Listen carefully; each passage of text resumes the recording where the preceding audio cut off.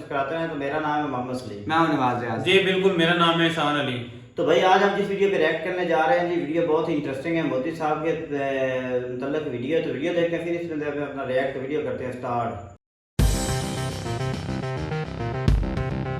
क्या भारत अंग्रेजी पराधीनता के उन चिन्हों को अंततः मिटा रहा है जिन्हें दशकों पहले मिटा देना चाहिए था? चिन्ह जिन्होंने स्वाधीनता के पश्चात भी भारतीयों को मानसिक पराधीन बनाए रखा। गुलामी की छोटी सी छोटी चीज भी कहीं नजर आती है, हमें उससे मुक्ति पानी ही होगी। प्रश्न यह बनता है कि पराधीनता के चिन्ह भारत में 1947 के पश्चात क्यों नहीं मिटाए गए? डीकोलोनाइजेशन, जिसका अर्थ होता है एक उपनिवेशवाद शक्ति का किसी देश से आधिपत्य समाप्त करना। परंतु कोलोनाइजेशन केवल भूभाग का नहीं होता, मानसिक कोलोनाइजेशन और भी विभत्स होता है, जिसमें पीड़ा झेलने वाला पीड़ा देने वाले को सुपीरियर समझने लगता है, और इसी सोच को तोड़ना डीकोलोनाइजेशन कहलाता है। That things are the way they are, not by accident, but because a particular ideology has systematically erased others while normalizing itself. क्या ग्रामीण भारत का एक छात्र जो अंग्रेजी नहीं जानता वो डॉक्टर या इंजीनियर बन सकता है? उत्तर नकारात्मक है, परंतु एक बड़ी आशा के साथ। वर्ष 2022 में मध्य प्रदेश में MBBS की पुस्तकें हिंदी में भी अवेलेबल कराई गई। यही कार्य उत्तर प्रदेश में भी हो रहा है। भारतीय सरकार आज कई ऐसे कानूनों को मिटा रही है जिन्हें ब्रिटिश राज द्वारा बनाया ही इसलिए गया था ताकि भारतीयों को रौंदा जाए। गुलामियों की निशानी से भरे हुए कानून कौन से हैं वो प्रतीक जिन्हें आज भारत तोड़ रहा है? किन कारणों से 1947 के पश्चात पराधीनता के प्रतीकों को नहीं हटाया गया? कैसे 1830 के दशक में भारतीयों को नीच प्रमाणित करने वाली संस्थाएं स्थापित करने का उदय हुआ और इन्हें तोड़ा जाना आपके लिए क्यों आवश्यक है? जानेंगे आज द रेड फाइल्स के इस विध्वंसक प्रकरण में। हमारा समर्पण आकर्षक है तो चैनल को सब्सक्राइब कर लें।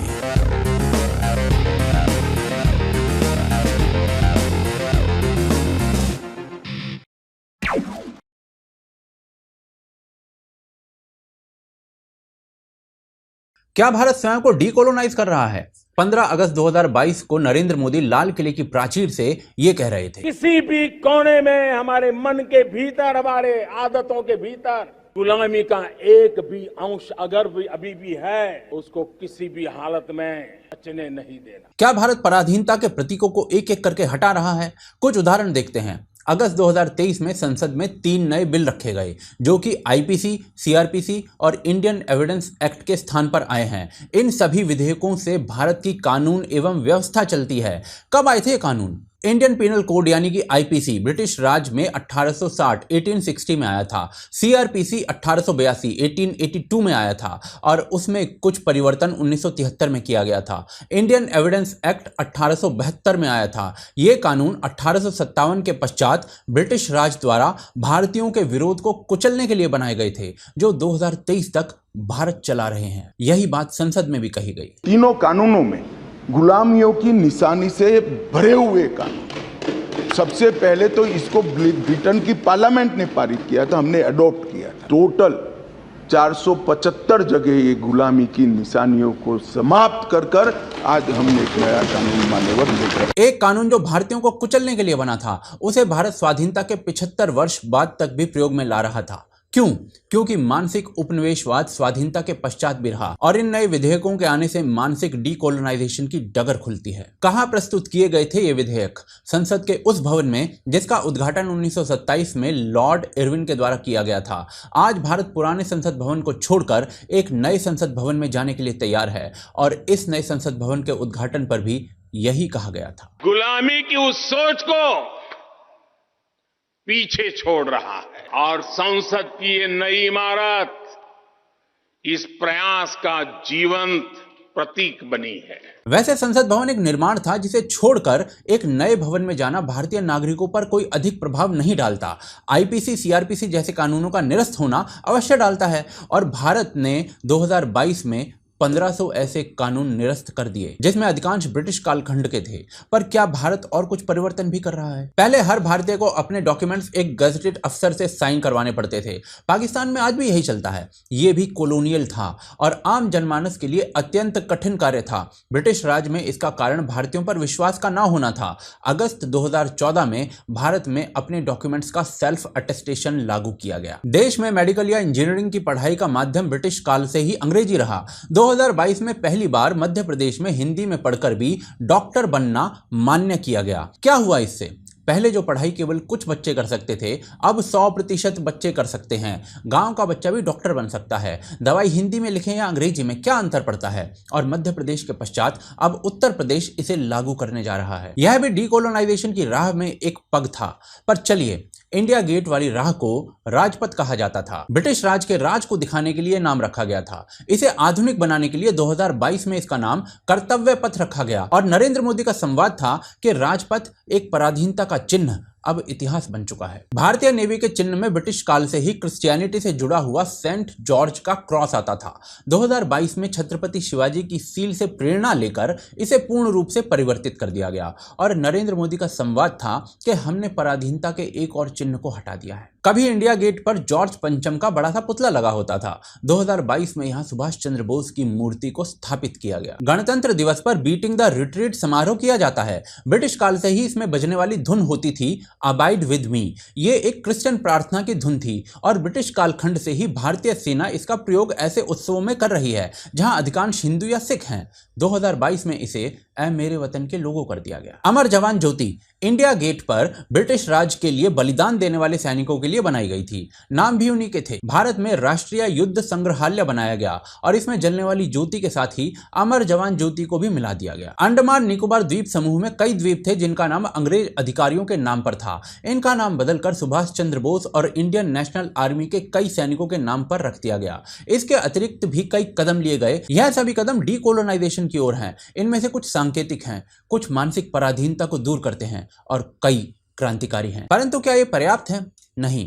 शिक्षा जैसे क्षेत्रों में अनेक कार्य बाकी हैं। क्यों आवश्यक होता है मानसिक डीकोलोनाइजेशन और विश्व ने इसे कैसे रोका, वो आगे देखते हैं।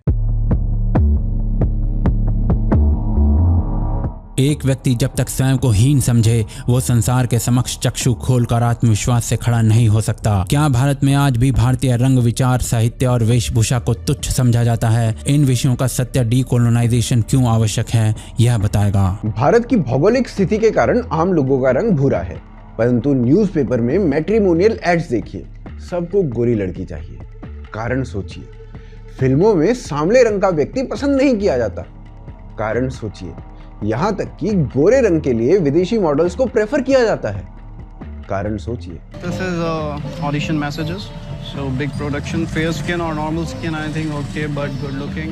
So Kartik is showing me all of the casting calls over email, and at the first line of all of them, it's either fair or very fair. कारण ब्रिटिश काल में ले जाता है जब हल्के रंग वाले भारतीयों को सरकारी नौकरी मिलती थी और गहरे सांवले रंग वाले भारतीयों को दरिद्रता का जीवन। यह भारतीय कोलोनाइजेशन था और यह भारतीयों पर इतना प्रभाव कर गया कि एक सांवला व्यक्ति अपने रंग पर हीन भावना के कारण गोरा बनने की क्रीम लगाने लगा। लड़के के माँ बाप तो राजी है, लड़का विलायत से 2 महीने में लौटेगा, फैसला वही करेगा। बस एक ही अड़चन है, उन्हें बहू चाहिए गोरी। ये प्रोडक्ट्स भारत में अरबों रुपए के बिकते हैं, पर रंग से आगे भाषा पर बात करते हैं। आज भारत के 41% सबसे अधिक लोग अंग्रेजी ही बोलते हैं, जिसमें कोई बुराई नहीं है। भाषा केवल कम्युनिकेशन का एक माध्यम है, परंतु भारतीय भाषाओं में बोलने वाले लोग धन के अभाव में रहें, यह अन्याय है, जिसका कारण भी कोलोनाइजेशन है। वो समय जब केवल अंग्रेजी ही आपको रोजगार दिलवा सकती थी, वो समय जब भारतीय साहित्य को नीचे दिखाकर ध्वस्त किया जा रहा था, वो समय जब भारतीय धर्मों को दानवीय प्रमाणित किया जा रहा था और रंगभेद की नीति को विज्ञान कहकर भारतीय या अफ्रीकी मूल के जनमानस को नीच प्रमाणित किया जा रहा था, वो मानसिक कोलोनाइजेशन था। And no wonder that the sun never set on the British Empire, because even God couldn't trust the English in the dark. Africa में यह एक बड़े स्तर पर कामयाब रहा। अनेक देश ऐसे हैं जिनकी मूल संस्कृति समाप्त हो गई। आज अंगोला पुर्तगाली भाषा बोलता है, पुर्तगाली संस्कृति में ही जीता है और रिलीजन में क्रिश्चियनिटी को मानता है। अफ्रीका ऐसे देशों से भरा पड़ा है और इससे एक उपनिवेशवादी शक्ति को ही फायदा होता है। भारत में रंग भेद आया परंतु भाषाएं समाप्त नहीं हुई। साहित्य पर प्रहार किया गया परंतु धर्म की ध्वजा लोगों ने कठोरता से पकड़े रखी। भारत मानसिक रूप से कोलोनाइज हुआ परंतु अफ्रीका की भांति नहीं कि डीकोलोनाइज होने का स्थान ही ना बचे। डीकोलोनाइजेशन स्वयं को तुच्छ समझने वाले मानव को उत्पीड़न करने वाली शक्तियों के समक्ष आत्मविश्वास से खड़ा करता है और इसी कारण यह आवश्यक है। परंतु एक भारतीय स्वयं को तुच्छ क्यों समझने लगा था? क्या हुआ था इतिहास में? वो आगे देखते हैं। संसार के कई देशों में मानसिक डीकोलोनाइजेशन का कार्य हुआ, पराधीनता के प्रतीकों को नष्ट किया गया। भारत में यह कार्य अभी तक पूर्ण नहीं हुआ है और बहुत विलंब से आरंभ हुआ। परंतु क्यों? वो जानने से पहले यह जानना आवश्यक है कि ब्रिटिश राज भारतीयों को मानसिक रूप से डीकोलोनाइज क्यों करना चाहता था। 1813 से पहले ईस्ट इंडिया कंपनी भारत में शिक्षा के क्षेत्र से दूरी बनाकर रखती थी, क्योंकि उनका लक्ष्य धन अर्जित करना था। 1813 में चार्टर एक्ट आया और पहली बार शिक्षा के लिए कुछ धन रखा गया। इस एक्ट के पश्चात अंग्रेज अफसरों का एक धड़ा ऐसा था जो कहते थे कि भारतीयों को उन्हीं की भाषा में शिक्षा दी जाए। इन्हें ओरिएंटलिस्ट कहा जाता था। एक बड़ा धड़ा था जो कहता था कि सारी शिक्षा अंग्रेजी में की जाए। ऐसे में 1934 में लॉर्ड मैकॉले भारत आता है, कुछ अध्ययन करता है और भारत की शिक्षा के लिए अपने विचार रखता है, जो कि मिनट्स के नाम से जाने जाते हैं, और भारत का चित्र परिवर्तित कर देते हैं। मैकॉले इन मिनट्स में स्पष्ट शब्दों में कहता है कि भारतीयों को अंग्रेजी में ही पढ़ाया जाए। वो कहता है कि ब्रिटेन के किसी एक पुस्तकालय का छोटा सा अंश भी पूरे भारत के संपूर्ण साहित्य से बड़ा है। मैकॉले आगे कहता है कि जो भी विद्यापीठ पूर्व से संबंध रखती हुई शिक्षा दे रही है उसे ताला लगा दिया जाए, और वो डाउनवर्ड पॉलिसी प्रस्तुत करता है। क्या होता है इसमें? तो मैकॉले के अनुसार सब अंग्रेजी में पढ़ाया जाए और केवल कुछ लोगों को पढ़ाया जाए, वो फिर आगे अपने बाकी लोगों को पढ़ा देंगे। ऐसा करके क्या करना चाहता था मैकॉले? वो ऐसे भारतीयों का झुंड खड़ा करना चाहता था जो ब्रिटिश हितों की रक्षा करें और ब्रिटेन से वफादारी करें। एक ऐसा झुंड जो भारतीय हों केवल रंग और रक्त से, परंतु नैतिकता, विचारों और समझ में ब्रिटिश हूं। ये खुद मैकॉले ने कहा है। मैकॉले के सुझावों को बिना समय खोए मान लिया गया।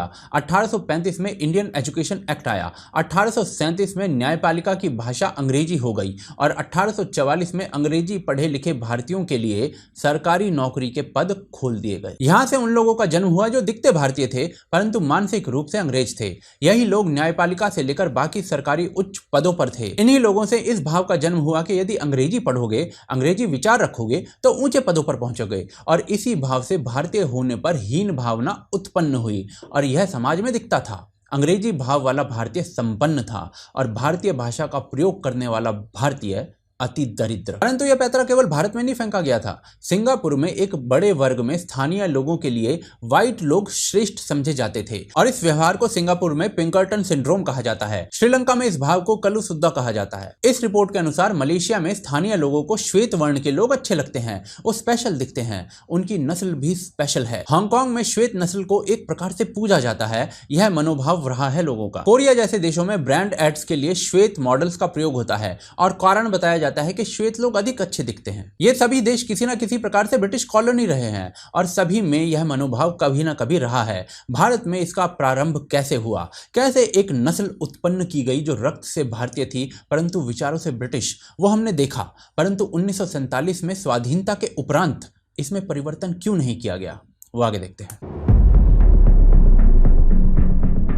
उपनिवेशवाद को देश से निकालना और मस्तिष्क से निकालना, दोनों में अंतर होता है। भारत के प्रथम प्रधानमंत्री भीतर से कौन थे, यह जानने के लिए 1922 में उनके कहे गए ये शब्द देखिए। 10 वर्ष पहले मैं इंग्लैंड से लौटा था, अपने भीतर वहाँ के पूर्वाग्रह लेकर। मैं भारतीय नहीं था बल्कि एक इंग्लिशमैन था। मैं विश्व को एक अंग्रेज की भांति ही देखता था। मेरे पूर्वाग्रह इंग्लैंड के लिए थे और मैं उतना अधिक अंग्रेज था जितना एक भारतीय के लिए संभव हो सकता है। 1947 के पश्चात सबसे पहला कार्य क्या होना चाहिए था?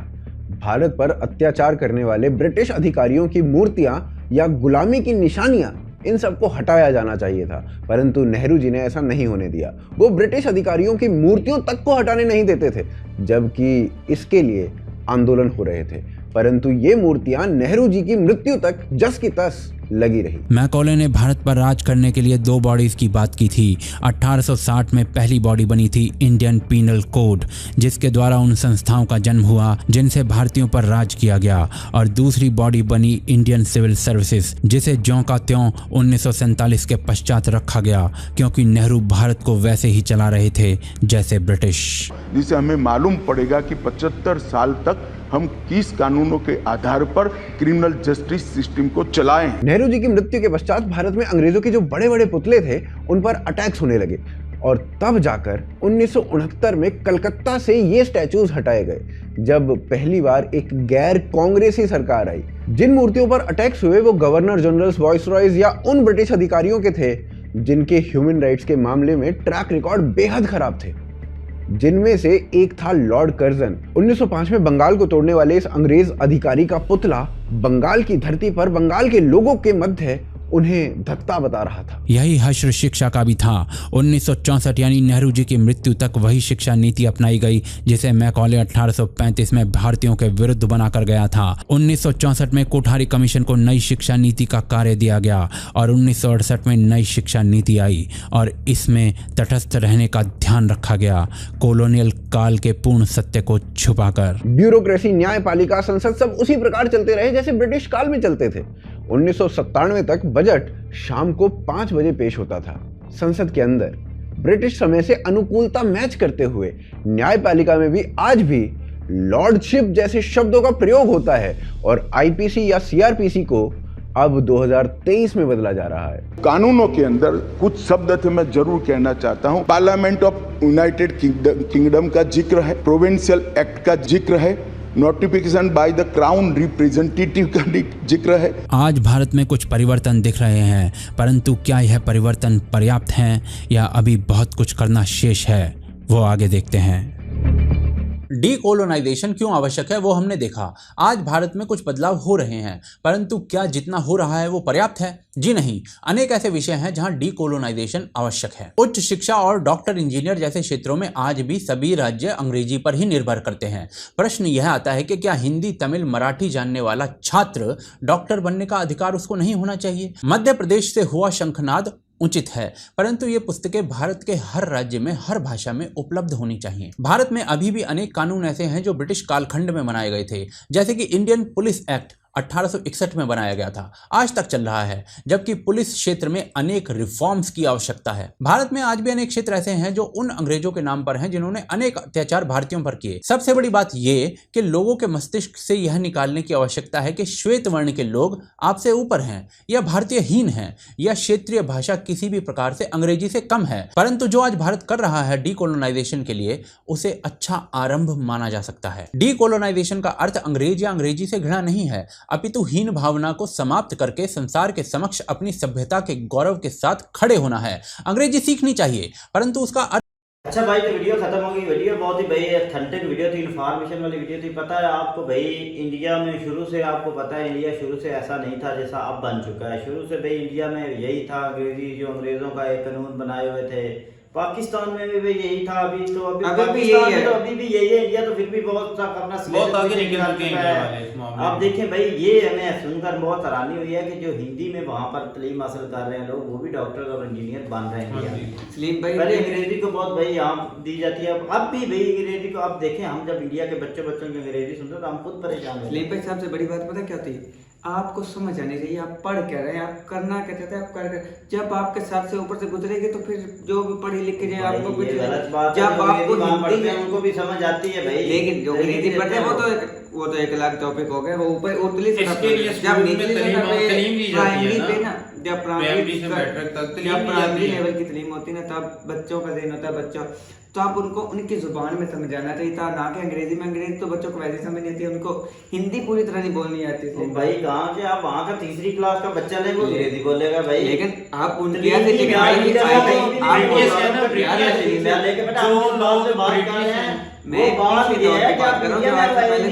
हिंदी में अपनी डिग्री हासिल कर सकते हैं आप। हाँ, ये बात आपको अंग्रेजी का इशू नहीं है। आप अगर हिंदी में आप सब कुछ जानते हैं, हिंदी में आप अद्वैत लिखते हैं, तो वहाँ पर जो स्टोर्स वाले हैं उनको पता है कि ये क्या लिखा हुआ है। और आपको पता है, शायद मैं भूलूं ना, 1973 का जो है वो कानून चलता है इंडिया में।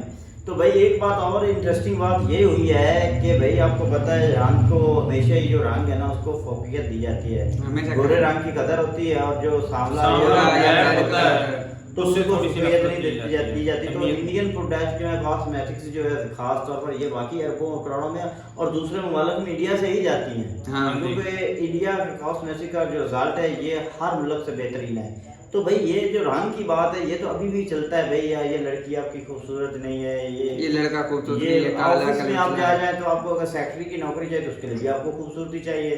तो अब इंडिया में ये चेंज हो रहा है, अब इंडिया में ये चेंज हो रहा है कि वहाँ पर तलीम याफ्ता लोगों को ही नौकरी मिल रही है। अब चाहे सांवले हैं चाहे काले हैं, वहाँ पर फैसिलिटी नहीं दे आपके पास काबिलियत हो, ऐसे ही क्यों होना चाहिए? क्या कह रहे हैं भाई? बिल्कुल बिल्कुल भाई लोग सबके लिए एक ही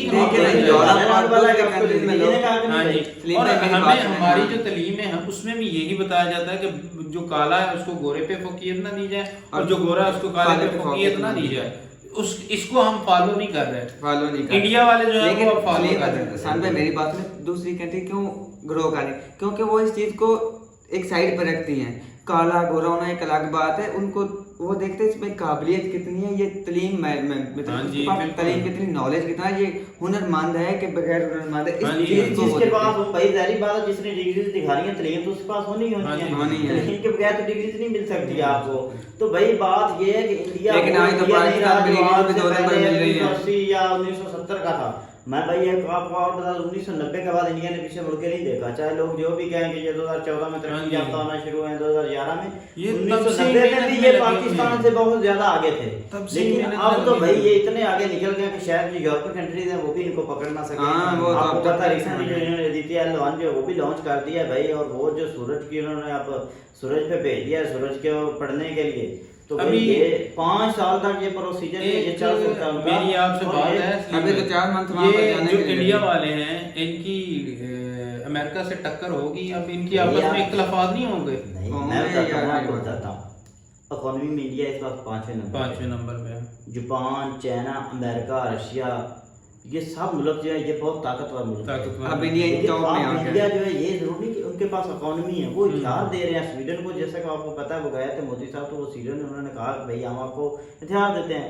फिर रशिया जो है वो हथियारों के मामले में दुनिया से सबसे बड़ा तकरीबन मुल्क माना जाता है, उनकी वार भी चल रही है यूक्रेन की और अमेरिका जो है वो यूक्रेन को हेल्प कर रहा था कि ये दोनों मुल्क जो है ये लड़ के आपस में खत्म हो ताकि मेरी फैसले और मेरा स्टैंडर्ड वही करने में आए तो मोदी साहब का किरदार सबसे अहम हो सकता है। लेकिन बात ये वो चाहता है कि हमारा जो किरदार है वो अमन से रहे, अमन की कायम बुनियाद पर कायम रहे। लेकिन जो अमेरिका वो चाहता है कि मेरे प्रोजेक्ट सेल होते हैं, एक्सपोर्ट इंपोर्ट होती रहे, मेरा कारोबार चलता रहता है, लोग मर जाएंगे जो मर्जी हो जाए, मुझे कोई फर्क नहीं पड़ता। मैं तो चाहता हूँ भाई वार खत्म होनी चाहिए। स्टूडेंट है जिनको, और ये देखें ये होता है प्राइम मिनिस्टर, जब वार चाहिए तो उसने अपने सारे स्टूडेंट मोदी साहब उधर से निकाल लिए।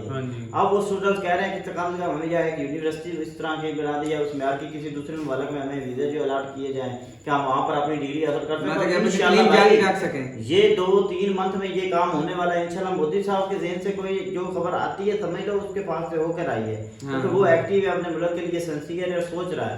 तो भाई यही कौम है भाई साहब, तरक्की करते हैं, ऐसे ही तरक्की होती है। तरक्की थोड़ी करते हैं। लोग कहते हैं जी बहुत से लोगों ने मोदी को देख के चाय बेचना शुरू कर दिए। भाई गॉड गिफ्टेड होते हैं आदमी, जिनको भगवान, जिस तरह आप कहते हैं आपका जो भगवान है, आपका जो राम है, जिसको वो इज्जत देगा इज्जत उसको ही मिलनी है। जिससे अल्लाह ताला चाहे इज्जत दे, जिससे अल्लाह ताला चाहे जिल्लत दे।